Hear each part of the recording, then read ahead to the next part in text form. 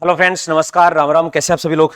आशा सभी लोग अच्छे होंगे, स्वस्थ होंगे, मस्त होंगे। और पशु परिचर के परिणाम को लेकर अभी भी विद्यार्थी परेशान है और कब तक रहेंगे? जब तक कि इसमें कोई बदलाव ना हो। आपको रुकना नहीं है, आपको थकना नहीं है, आपको विरोध के स्वर जो है और बुलंद करने हैं, एकजुट होना है और सरकार को इस बात को अवगत करवाना है और बोर्ड को भी इस बात को अवगत कराना है कि आपने विद्यार्थियों के साथ में बहुत बड़ा अन्याय किया है। अन्याय कैसे, क्यों है, और इस वीडियो को अधिक से अधिक शेयर कीजिए, क्योंकि दोस्तों ये आपके लिए है या आपके हक की लड़ाई है और हक की लड़ाई में निमंत्रण नहीं भेजे जाते हैं। जिसका जमीर जिंदा होता है वो खुद चलकर आते हैं। अब आपका यदि जमीर जिंदा और आपको हक की लड़ाई में शामिल होना और जीतना है तो इस वीडियो को अधिक से अधिक शेयर कीजिए, अधिक से अधिक कमेंट कीजिए और राजस्थान सरकार तक पहुंचाइए। दोस्तों कुछ आधारभूत प्रमाण मैं आपको यहां देने वाला हूं कि क्यों ये गलत है, क्यों एक ही पारी से जो है 60 to 70% बच्चे सिलेक्ट हो रहे हैं और जो बच्चे सिलेक्ट होने चाहिए तो वो सारे के सारे बाहर हो रहे हैं। इतना बड़ा अंतर नॉर्मलाइजेशन में, इतना बड़ा अंतर, जिसने इतने नंबरों से एक बच्चा पूरा पास हो सकता है, इतना बड़ा अंतर इन्होंने कर दिया। दोस्तों तो बात करेंगे कि नॉर्मलाइजेशन एक अभिशाप है, बिल्कुल एक अभिशाप है, इसमें कोई अतिशयोक्ति नहीं है। रिजल्ट रिवाइज होगा, ये एक बड़ा मुद्दा है कि हाँ रिजल्ट रिवाइज हो सकता है। क्या है, आपने देखा होगा कि 100 अंकों पर चौथी पारी में 11.40 अंक कम हुए और छठी पारी में 24.10 अंकों की बढ़ोतरी। अब आप सोचिए, जो फोर्थ पारी थी उन बच्चों के 11.40 अंक, ये तो ऑन एवरेज है। बाकी ऐसे भी बच्चे हैं कि जिनके 20 नंबर कम किए, ऐसे भी बच्चे हैं जिनके 15 नंबर कम हुए और छठी पारी में कितने अंक बढ़ा दिए भाई? 24.24। ऐसा नहीं कि छठी पारी वाले मेरे भाई बहन नहीं है, मैं उनका कोई दुश्मन हूं, कोई भी शिक्षक दुश्मन नहीं, कोई भी दुश्मन नहीं, लेकिन बात हक की है। अब यहां आप इनको अंतर देखिए, कितना अंतर हो रहा है, यहां माइनस हो रहा है, यहां प्लस हो रहा है। आप अंतर देखेंगे दोस्तों, आपकी आंखें फटी फटी रह जाएंगी कि 35.64 यानी 36 अंकों का अंतर डाल दिया गया मेरे भाई। अब जिस बच्चे के मान लेते ए जो है ये फोर्थ पारी में है, इसके अंक आए थे 100 और बी जो है इसके अंक भी आए थे 100। अब इस छठी पारी वाले बच्चे के तो कितने कर दिए, कितने कर दिए भाई? 24 बढ़ा दिए, कितने हो गए ये? 124। और इसके 11 कम कर दिए तो कितने हो गए? 89। अब कैसे सिलेक्ट होगा ये बच्चा? ये पक्का सिलेक्ट हो गया। दोनों एक जैसे बच्चे थे, लेकिन सरकार ने अपनी नाकामी छुपाने के लिए, सरकार और बोर्ड को पता ही नहीं है हम एक जैसा पेपर बना सकते हैं। राजस्थान में 10 लाख विद्यार्थी एक साथ 10वीं बोर्ड के एग्जाम दे सकते हैं, 12-15 लाख 12वीं क्लास के बोर्ड के एग्जाम दे सकते हैं और 12-15 लाख विद्यार्थियों का आप एग्जाम नहीं करवा पाते हैं, जो कि एक ऑब्जेक्टिव एग्जाम है, जो कि 2.5 घंटा एग्जाम चलना है।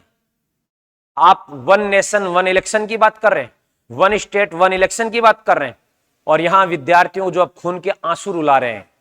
ये ठीक नहीं है, सुधर जाइए, वरना ये जनता और ये बेरोजगार विद्यार्थी जो है समझाएगा आपको। ये बड़ा गलत हुआ, बड़ा दुख होता है जब विद्यार्थियों का हक मारा जाता है। जो विद्यार्थी कल तक खुश था, परिणाम आने से पहले हमारे से मिल रहा था, कह रहा था सर मेरा पक्का सिलेक्शन हो जाए, हम भी कह रहे थे पक्का सिलेक्शन हो जाएगा। आज वो विद्यार्थी बड़ा दुखी है, उसका मन बहुत व्यथित है और वो एक विद्यार्थी व्यथित नहीं है, उसका पूरा परिवार दुखी है। उस दुख को समझिए। एमएलए साहब, मुख्यमंत्री जी, यदि आपके भी साथ ऐसा होता, नॉर्मलाइजेशन करते कि नहीं, यहाँ की जनता और यहाँ की जनता में अंतर है, यहाँ वाली जनता वोट ज्यादा देती, यहाँ वाली जनता कम देती वोट, तो ऐसा करो कितनी जनता ने कैसा क्या दिया है उसके आधार पर नॉर्मलाइजेशन करके फिर पास करो, कौन एमएलए पास होता है। सोचिए क्या होता। आप अच्छे नंबर लाकर, अच्छे वोट पाकर भी आप फेल हो जाते, क्या होता। ये ठीक नहीं है, इसको समझिए। आप अपनी कमियों को दुरुस्त कीजिए, अपनी कमियों को दुरुस्त कीजिए। एक बच्चा कमेंट कर रहा था कि तो हाई कोर्ट का मामला है। अरे हाई कोर्ट क्या करेगा? कोर्ट भी यदि गलत फैसला देता, कोर्ट के सामने जैसे तथ्य पेश किए जाते हैं, कोर्ट तथ्यों पर चलता है, कोर्ट को तथ्य पेश किया गया। एसएससी में भी ऐसा होता है, एसएससी में आए दिन आंदोलन हो रहे, दिल्ली में जाके देखिए आप। तो और एसएससी कोई स्टैंडर्ड नहीं हो गया कि हाँ बस एसएससी ने जो कर दिया वही फाइनल है। हमारा राजस्थान का बोर्ड है, राजस्थान के विद्यार्थी, राजस्थान के हक की बात की जाएगी और राजस्थान के हक के लिए जहां जाना पड़ेगा वहां जाएंगे दोस्तों। लेकिन इस वीडियो को शेयर कीजिएगा।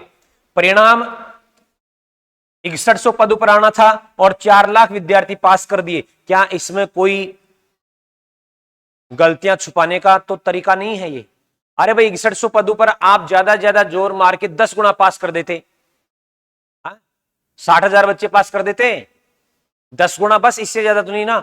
ये 4 लाख विद्यार्थियों को रिजल्ट, इतना लंबा चौड़ा रिजल्ट देके क्या बताना चाहते हैं आप, क्या साबित करना चाहते हैं आप? क्या 200 एमएलए जीतते हैं तो क्या रिजल्ट पास क्या सभी को करते हैं? जितने 2400 लोग या 3000 लोग आवेदन करते हैं या चुनाव लड़ते हैं, हाँ सब पास हो गया, ऐसा होता है क्या? नहीं होता है। एक तरफ आता जीता और एक तरफ आता हारे, ऐसा आता है क्या? नहीं। 2400 के 2400 एमएलए पास। अब फाइनल देखा जाएगा इनमें से कौन जो है योद्धा विधानसभा में पहुंचता है, ऐसा होता है क्या? नहीं ना। तो फिर ये क्या है? पेपर का लेवल एक जैसा नहीं। मैं कह रहा हूं, मैं एक छोटा सा संस्थान चलाता हूं, मेरे को दे दीजिए जिम्मेदारी, मैं आपको एक लेवल का पेपर करवा के बताऊंगा, एक जैसा पेपर करवा के बताएंगे। हाँ, लेकिन पता ही नहीं ऐसे कौन से लोगों से पेपर बनवाया जाता है, इतना अंतर आ जाता है, 35 नंबरों का अंतर हो गया, ऐसा कैसे भाई? बिल्कुल ठीक नहीं है ये है। तो ये जो चीजें हैं ये ठीक नहीं है। अब आपको करना क्या प्रयास करने रहेंगे जिससे अपना रिजल्ट पुनः रिवाइज हो? ज्ञापन देना होगा डिस्ट्रिक्ट मजिस्ट्रेट एसडीएम को, जितने भी बेरोजगार विद्यार्थी हैं, ऐसा नहीं जिसने पशु परिचर का एग्जाम दिया वही, चतुश्रेणी कर्मचारी तैयारी कर रहे हो, पटवार की वीडियो कर रहे हो, तुम्हारे साथ भी यही होगा और होता है। यदि आपको लगता है ज्ञापन दिया जाना चाहिए, दीजिए।